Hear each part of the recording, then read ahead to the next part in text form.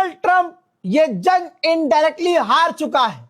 जो मैं कह रहा हूं ध्यान से सुनिए, ताजा जानकारी भी दूंगा। आप जरा इस ट्वीट को देखिए जो 48 घंटे में धमकी दी थी कि 48 घंटे में ईरान के पावर ग्रिड को उड़ा देंगे। ईरान ने कहा कि ठीक है, तुम्हें जो करना है करो, उसके बाद जो हम करेंगे तमाम अरब देशों के पावर ग्रिड को और वेस्ट एशिया के पावर ग्रिड्स को उड़ा देंगे और हमारी नजर में जो फैसिलिटी होगी हम सब पर हमला करेंगे। ठीक हुआ। फिर ये 48 घंटा जब पूरा होने वाला था तो ट्रंप ने ये ट्वीट कर दिया जिसमें उसने ईरान को रिजीम नहीं कहा, ईरान को आतंकी नहीं कहा, न ये कहा कि हम ईरान को मिटा देंगे, बल्कि यूं कहा कि ईरान पर हम हमला नहीं करेंगे। मैंने अपनी फौज से कह दिया कि ईरान की पावर ग्रिड पर हमला ना करना। और ईरान से बातचीत हुई है, 2 दिन में बढ़िया बातचीत हुई है। फुल बैकफुट पर आ गया डोनाल्ड ट्रंप। अब गेंद चली गई ईरान के पाले में।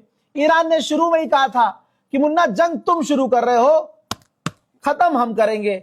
ईरान ने ऑफिशियली मना कर दिया है बातचीत अमेरिका से, हमारी कोई बातचीत नहीं हो रही जाट।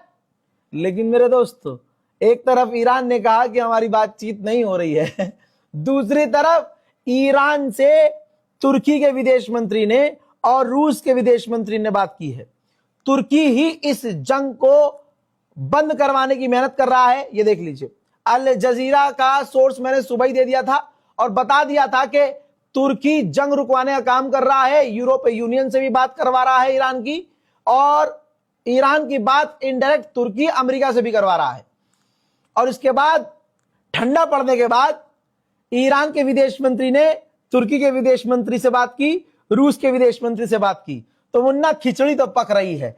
अब ईरान की बात है, ईरान हमला बंद करे, ईरान जंग चाहे बंद करे चाहे ना करे, क्योंकि ईरान ने पहले ही कहा था अपनी मर्जी से हम खत्म करेंगे, शुरू तुमने किया है।